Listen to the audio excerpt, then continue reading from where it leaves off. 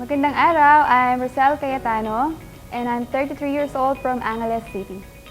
Kung matatandaan niyo po, nagpa-temple filler po ako last year, 2020. Ito pa po yung result, nandito pa po. At ako po yung nagbabalik para sa treatment ng below eye filler. Last year, ito po, na-assess po ulit ako ni Doc, napansin niya na malalim yung below eye ko. So, sa nakita niya, siguro nasa genes na po. So, eto na, excited na ako sa treatment ko, below eye filler. Okay, don't forget to hit the subscribe button and the notification bell to keep you posted.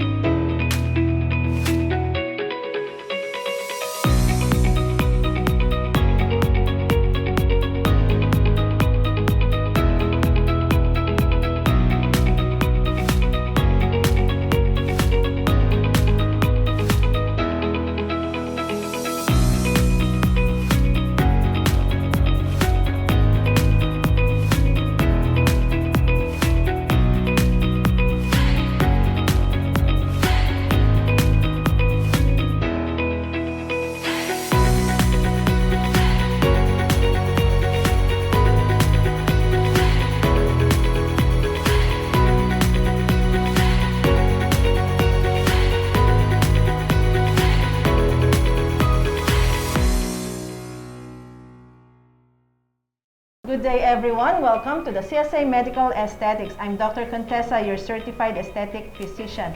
In today's episode, we have a topic, how to correct tear trough deformity. Let's welcome mga ka-CSA, Miss Rosel. Good afternoon mga ka-CSA. And welcome. If you recall, we had an episode before that we did a treatment on the temple region of Rosel.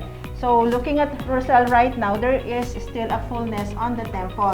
And we made use of the dermal hyaluronic filler to correct the hollow temple.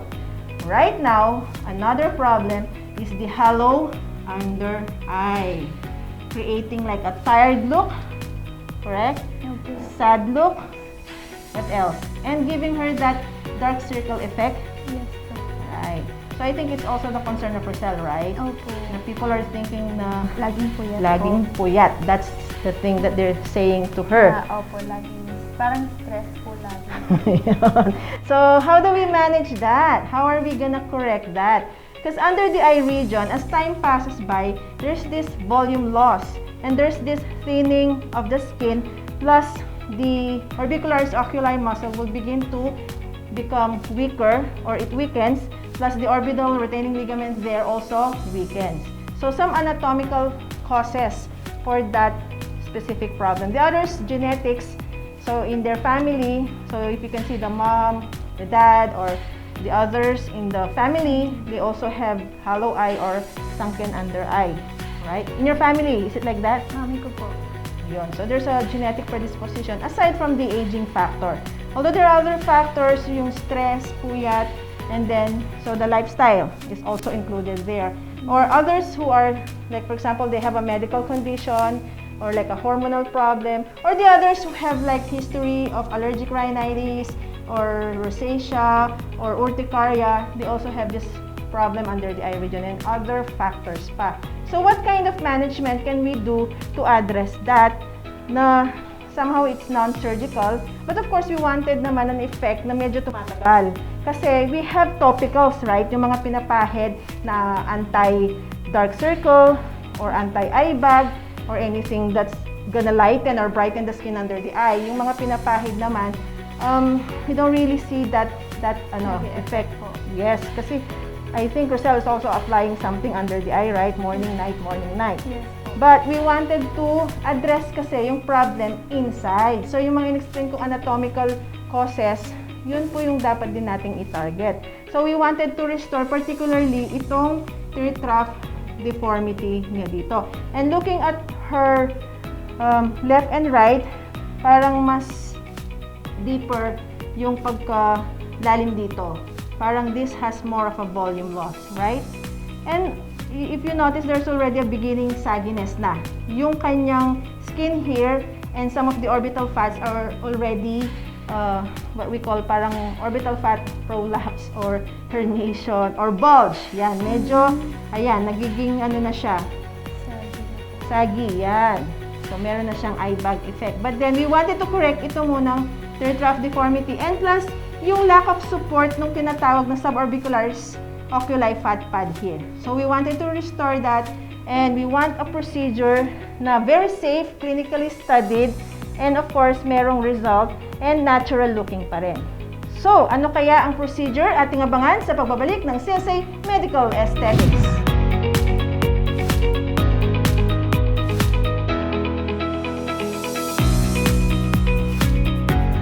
Back mga ka-CSA, so we're now going to show you the procedure for the tear trough deformity correction. So before you do any of these injectables on the face, of course you have to do the so-called assessment. Now for the under eye region, you have to take note of the anatomical parts there. Okay, so we are working on the so-called inferior orbital rim. So the orbital rim inferiorly is at this part. Okay, now when you do a dermal filler injection here, you have to take note of the presence of the neurovascular bundles. Inferior to that, you have the infraorbital foramen here. It's about 8 to 10 millimeter distance from this inferior orbital rim. So like a 1 cm there, then you have your infraorbital foramen that has your infraorbital neurovascular bundles or your arteries, veins, and nerves. So you have to be aware of this anatomical parts here. Okay. Now, superiorly, what we wanted to also avoid is the so-called supratrochlear vessel here and a supraorbital vessel and nerve there. So since we are working in the inferior orbital rim, we are not like touching those important anatomical landmarks. The no-go zone here and the no-go zone here. Okay, so take note also that we have here like a zygomatico facial or zygomatico orbital nerve and artery also. So you also have to be very careful with those anatomical structures. Okay, so assessing the skin condition also, you have to take note, is it thin skin or thick skin? So looking at this one, I can say that the skin is becoming thinner already. As we age, the skin under the eye really becomes thinner because of the volume loss also. Plus, of course, the skin is losing all those collagen, elastin, and other important skin matrix components. Okay, and also some of those ligaments are weakening and the orbicularis oculi muscle is also weakening. Okay, and for her also, we have the tear trough deformity from this medial aspect to this center here and a beginning palpebro-malar groove there. Okay, so we have here medial canthus, lateral canthus. Okay, so we have some of the pre-tarsal and pre-septal location there. So anatomically speaking, those are parts that you have to take into consideration. Now on the other side, so I was mentioning that this is severe than the left side. So again, your orbital, inferior orbital rim. So make your landmark here. So a 1 cm below that, that is a no-go zone. Okay. Now also in your inferior orbital rim, of course, you still have some tiny vessels there, the palpebral vessels, that you have to really be aware of in doing your injections of dermal filler under the eye. Now as to the what kind of product are you gonna use, that's very important. The under eye region, since it's a thinner skin, you have to use a product that will also like blend with that thin skin. And also, what kind of filler material are you gonna use? Make sure it's the right product. And what technique are we going to apply for her, okay? So in terms of the tear trough deformity correction using dermal filler, there are two types of technique. It would be the needle type and the cannula type. So we'll be using both just to show you, just for a demonstration on how to apply the needle technique and also the cannula technique. So again, as with any other procedures, we have to clean the area, disinfect, sterilize everything. So we will be cleaning the under eye region. And then we already applied topical numbing cream to numb the skin of Roselle. So you can use like a lidocaine cream and then leave it for about half an hour just to numb the area. And it helps also in numbing the skin so you don't feel the injections. And I'll be starting with the needle technique on this right side here. So Roselle has already a beginning thinning of the skin under the eye region. Now for my kind of product that I will be using, I want a filler material that's gonna be flexible in the under eye region, and I'll be using a so-called Restylane Refine for the under eye. Now my first approach will be the so-called needle technique. Where do I place the material? I can actually place it in the deepest anatomical plane. So for my filler, I'll be using Restylane Refine for the under eye region. It's under OBT or optimal base technology, and this substance has a very good flexibility. It can blend well with our under eye region. And my point of injection will be the tear trough region, and I will be in the supraperiosteal region. Close eyes please. And then injecting towards this section first. So she has a very thin skin here actually. I've already reached that first periosteum layer, and it's my practice to still aspirate a bit just to make sure that I'm not in a vessel. And then I can push a micro aliquot of this material. When you say micro aliquot, it's just small amount only, and a very small, or rather slow push only. Okay. So when I do my micro aliquot, like a 0.1, for me is already enough to create that lifting of the skin.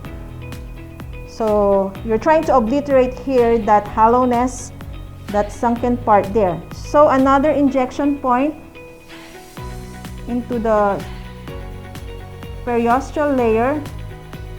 Okay, I'm already there actually. As long as you know you're in the periosteal layer, you're in a safe zone. Okay, aspirate and then push a little bit. So micro aliquot again here. Small dose. You don't need much in the under eye region, especially if you have a filler material that attracts or absorbs water, because you're gonna expect some swelling of that part there, because if it's gonna attract water, and it's like your filler will still expand. So I think I have just used a 0.1 in that region. Okay, my next technique will be the so-called cannula technique, which I will be applying on the left side. We are proceeding to the left side. Okay, so this side here we will be doing the cannula technique. Okay, for your injection point or the entry point, my marker will be like a 2 cm lateral to your canthus and a 2 cm below that. So there you go, that will be my entry point. So some cases they have an entry point just at the inferior to this lateral canthus, which you can also do. But for her case, because she has a palpebromalar groove, I also want to correct that via the cannula technique. So a single entry point here using my gauge 23 needle, and my cannula will be a gauge 27 cannula. So I follow actually the so-called Indian groove or the mid-cheek line. So since we have a tiny cannula here, this is a gauge 27 only, and we use just a gauge 23 needle to make that puncture point. So glide your cannula towards your tear trough, but in a deeper plane. It's gonna be a submuscular plane. Okay. But our client has a thin skin, and immediately after the skin will be your the orbicularis oculi muscle already. So somehow your cannula should not be that visible when you lift it. So it should not be very like obvious on your skin layer. So I'm on a deeper plane, so I can push my filler here. Again, in this part I only use tiny aliquots of the substance. I don't want to overfill it for the main reason that hyaluronic still attracts water. So we want to, as much as possible, do not overfill the area. Okay, so I'm filling in the tear trough section, and then I also wanted to restore the so-called support, and for that I can extend my filler here, and I want to correct the palpebromalar groove. So for cases that already have hollowness here, you can use your cannula, so another like entry like this and in a vertical plane. So my cannula is really soft and flexible. Sponge please. Okay. And then you just glide it towards your lateral canthus to correct that sunken part or the so-called palpebromalar groove. So this is an added technique for the correction of the under eye hollowness. Because this groove creates that dark shadowing, creating like a dark circle in the under eye region. So some of the resistance there, because of course, take note we have the SUF here, and then some of the, and also there is the orbital retaining ligament there. You okay? I'm actually going in a deeper plane. Now, the amount of filler that I inject here is just a small amount also, okay? So she doesn't really need that much of a filler here, like a 0.1 will be okay already. And so we have done filler injection for the under eye region. We did needle technique as well as the so-called cannula technique. We'll show the result to Rosel when CSA Medical Aesthetics return.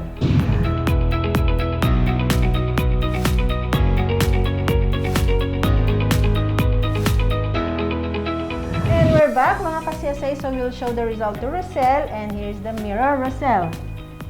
So for the correction of tear trough deformity, wow, overwhelming. Overwhelming indeed. Instant result.